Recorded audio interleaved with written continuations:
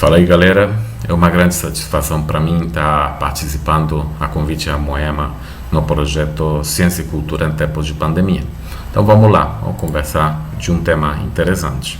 Vocês sabem que em 27 de abril o Departamento de Defesa dos Estados Unidos lançou uns vídeos desclassificados que tinham sido filmados pela Marinha dos Estados Unidos faz vários anos já, onde mostravam objetos voadores não identificados, Eles esclareciam que estavam lançando esse material para evitar a propagação de informações deturpadas e manipuladas sobre eventuais ameaças à estabilidade do exército e o espaço aéreo norte-americano, etc.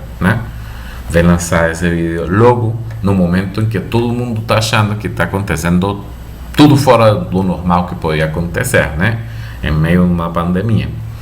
Mas então, aproveitando o gancho, valeria a pena se perguntar: o que aconteceria se um extraterrestre chegasse à verdade da Terra neste momento? Qual seria o mundo que o extraterrestre encontraria? Tem quem fala que o coronavírus pode ter sido trazido pelos extraterrestres. Então, olha as conversas dessa galera aí. O extraterrestre vai andando e ele começa a perceber que algo está acontecendo, Quem poderia falar para ele o que está acontecendo? Tem organizações científicas que estudam o vírus e protocolos de saúde para controlá-lo. Tem os cientistas intelectuais que refletem de diferentes maneiras o que está acontecendo, Tem as autoridades, tem os jornalistas, tem muitas pessoas que acham que têm critério para falar sobre o assunto. Seguramente o enfoque mais objetivo para falar sobre o assunto é o científico, Não todo mundo é cientista, mas todo mundo deveria ter um critério científico à medida do tempo, A educação em ciências deveria incentivar simultaneamente duas coisas: o fascínio pela compreensão da natureza e o fortalecimento do ceticismo, com uma atitude que permite observar os fenômenos naturais de maneira objetiva, tentando seguir um método sistemático: observar, propor uma hipótese, formular um modelo, conseguir evidências e ver se o modelo encaixa, se é válido ou não, e então aí refazer outras coisas, O extraterrestre então poderia perguntar: e daí? Todo mundo sabe disso? Todo mundo implementa essa rotina, esse padrão? Aí os cientistas e educadores realmente temos que nos perguntarmos: estamos ensinando as pessoas a pensar, raciocinar, fazer modelos, testá-los via observação de maneira eficaz para entender a realidade? As pessoas muitas vezes agem sem considerar a relação causa-consequência, levadas pelas emoções, levadas pelo instinto, E o equilíbrio nas ações, geralmente está relacionado com o pensamento científico, Então, a literatura sobre a forma como as pessoas se relacionam com a ciência e com os produtos da ciência está cada vez bombando mais, Particularmente durante a pandemia, muitos trabalhos se referem a um fenômeno que é as teorias de conspiração, Aqui um artigo que encontrei que saiu 30 de abril, de Shadi Shahsavari e outros 3 cientistas da Universidade de Califórnia, pretende estudar o espalhamento de teorias de conspiração em tempo de epidemia, suas consequências e os mecanismos para contestar seus potenciais efeitos catastróficos. Já que a gente vai falar para o visitante, o interplanetário que está acontecendo na Terra, o melhor é que entendamos o assunto do conspiracionismo um pouco. Os autores do artigo nos explicam que os rumores e as teorias de conspiração prosperam em ambientes onde há baixa confiabilidade nas instituições e baixa confiança na situação individual, A pessoa não compreende o fato, duvida dos próprios conhecimentos, busca informação, mas nem toda informação científica é compreensível, né? Então, vai começar a descartar, até encontrar aquela que seja mais facilmente entendida. Pode ser que consiga um material de boa qualidade e ao mesmo tempo palatável. Pode ser que não consiga um material de boa qualidade e que fale coisas avessa, né? Aí então a gente tem uma situação complicada, né? Há três grandes lacunas nas teorias conspiratórias, né? As pessoas percebem a falta de consenso entre cientistas e autoridades no tocante aos protocolos, medicamentos e as políticas públicas para encarar o coronavírus. Há uma sensação medonha de que não se tem meios para curar o coronavírus aí disponíveis na mão, né? E há muitas incertezas respeito às consequências socioeconômicas da pandemia, né? Há muita informação veiculada e não há capacidade institucional para controlar a proliferação de notícias falsas, né?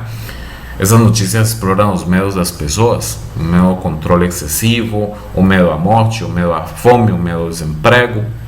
A velocidade com que proliferam essas informações é muito grande. Mesmo querendo, nenhuma instituição poderia controlar a expansão dessas informações. Então, os autores propõem algoritmos computacionais inteligentes para analisar, através das palavras envolvidas nos discursos dessas notícias, a veracidade das informações que são veiculadas. Eles geram os modelos gráficos de narrativa, que estima a pertença aos discursos conspiracionistas a certas bolhas pré-existentes de discurso, grupos de afinidade ideológica que já veicularam outras informações deturpadas previamente. Por exemplo, aí na imagem a gente pode ver a etapa mais recente do grafo, que mostra como tem se fortalecido em Facebook e no YouTube uma complexa rede de propagação da conspiração de que o coronavírus é uma conspiração. Muitos indivíduos criando e repassando informações do que acham sobre fenômenos científicos dá nisso, né? Como se a ciência fosse um assunto de opinião. A produção do conhecimento científico é uma atividade coletiva. A ciência é principalmente produzida com dinheiro público e seus desdobramentos atingem globalmente a sociedade, né? Então a educação científica tem que ser uma prioridade para qualquer sociedade que pretenda aproveitar do que a ciência produz, né? E atingir um patamar de desenvolvimento. A educação científica, evidentemente, não é apenas ensinar a fazer contas a uma pessoa, né?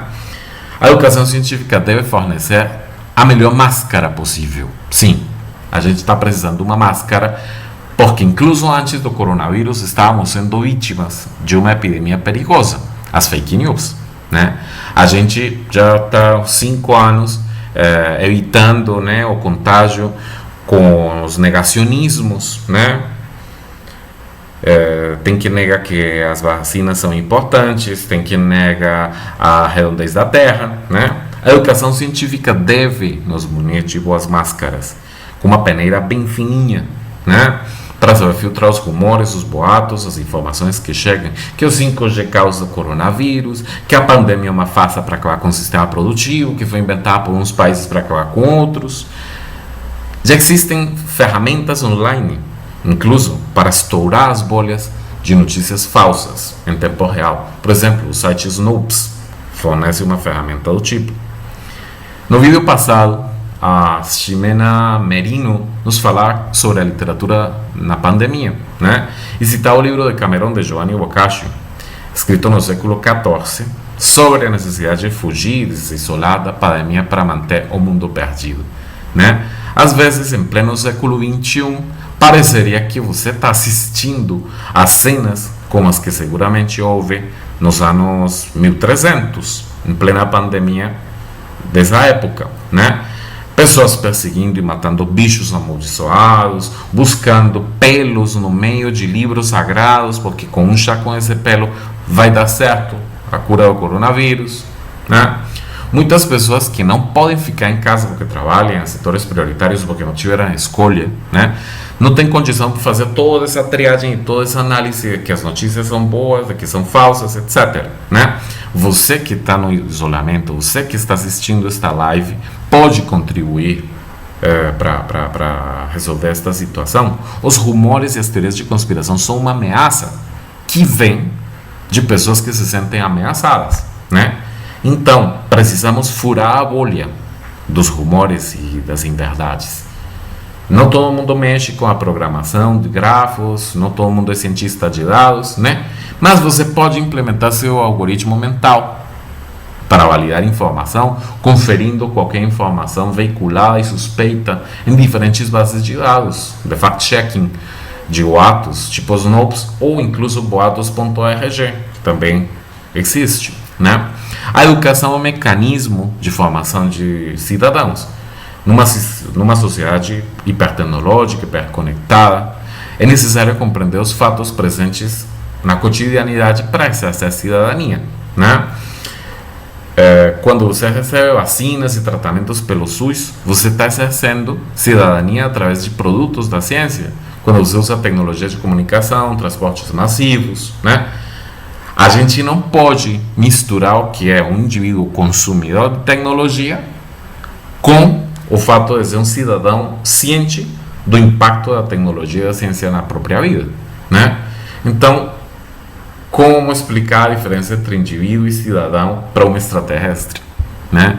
Por exemplo, os indivíduos têm motivações particulares, prezam pela satisfação dessas motivações, então se reúnem em grupos de afinidades, são veganos ou adoram os churrascos, são seguidores ou detonadores de artistas, há pessoas que concordam ou não concordam com o aquecimento global, e enfim, todos agimos um pouco assim.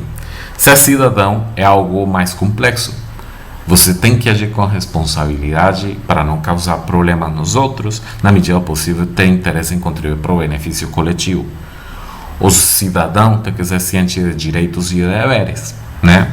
Da distribuição equitativa de garantias, né? Educação, saúde, etc. Um extraterrestre poderia então perguntar se você está encarando a pandemia como indivíduo ou como cidadão, né? Você, indivíduo, com suas ações e com suas atitudes, está contribuindo com a solução do problema? Aí está o lance da educação, e em particular da educação em ciências. Precisamos menos indivíduos baseados em achismos e mais cidadãos observando a realidade e interpretando objetivamente a informação veiculada, sem ficar reféns nas bolhas de boatos. Certo? Temos que evitar que o caos continue aumentando. Mas vocês estão gerando caos! Poderia ser extraterrestre? Vendo as imagens de onças andando pelo topo do Morro da Urca, os golfinhos, aí nos canais da Veneza, né? A gente poderia se perguntar se a gente não está administrando o mundo para atingir um belo caos lá no final, né? Quem poderia falar em nome do coletivo para esse extraterrestre sobre o nosso gerenciamento da Terra? Todo mundo fala que estamos em crise faz tempo, né? Se supõe que as crises são oportunidades para melhorar. Como podemos agir nesse sentido, né, para não aprofundar o caos no meio desta crise? Sendo cuidadosos com nossas ações individuais e com a informação que compartilhamos, né? Contribuindo com o esclarecimento dos acontecimentos de maneira objetiva, apoiando aqueles que não estão podendo ter uma quarentena em casa, para que sua exposição ao risco mereça pelo menos gratidão e solidariedade, né? As decisões individuais afetam o coletivo, né? Sempre. Nos últimos anos tem se salientado muito a importância do indivíduo, suas particularidades, a pessoa quer isto e aquilo, né? As pessoas se importam muito com a satisfação de desejos, né? E com receber reconhecimento e aprovação do coletivo, mas não pensam muito coletivamente, né? Não se salienta tanto a reflexão sobre a responsabilidade de viver coletivamente, como as coisas que podem satisfazer os indivíduos, né? Uma crise destas faz experimentar a sensação de insegurança permanentemente. Então precisamos nos educar para lidar com essa sensação. A atitude científica ajuda nesse sentido, né? Não gerando falsas ilusões de milagres, sino o exame rigoroso dos fatos que permitem antecipar os acontecimentos, né? O pensamento científico é uma característica de cidadãos que conseguem enxergar o desenvolvimento não apenas como uma oportunidade de negócios, senão como uma oportunidade de ter uma sociedade mais estável, mais instruída, mais pacífica, que tome melhores decisões, que haja mais responsavelmente perante as crises, né? Para sair do caos derivado da pandemia é preciso colocar o bem comum em primeiro lugar, né? Manter o isolamento na medida das possibilidades, cuidar da saúde, evitar a propagação de informações falsas, não propiciar ações catastróficas como quebrar antenas de 5G ou ingerir substâncias de qualquer espécie sem fundamento, né? Os cientistas e acadêmicos devemos contribuir na formação acadêmica das pessoas, fornecendo esclarecimentos e de maneira sobre os conceitos científicos, procurando formas dinâmicas para compartilhar conteúdos confiáveis. Para quem pode dedicar tempo à leitura neste isolamento, eu queria recomendar, já para ir encerrando, umas leituras que foram importantes para falar sobre estes assuntos. O capítulo 13 do clássico Cosmos, de Carl Sagan, O Mundo e seus Demônios, do mesmo autor, o texto A Sociedade Individualizada, de Zygmunt Bauman, para falar sobre o mundo moderno, e o artigo de Shahrazabari, que é uma radiografia de um fenômeno muito interessante e complexo, né? Então, para finalizar, eu queria citar Bauman. Alguém que esteja se movendo devagar na neblina do seu próprio self, deixa de ser capaz de notar que esse isolamento, esse confinamento do ego, é uma sentença em massa. Bora explicar essa frase para o extraterrestre. Muito obrigado.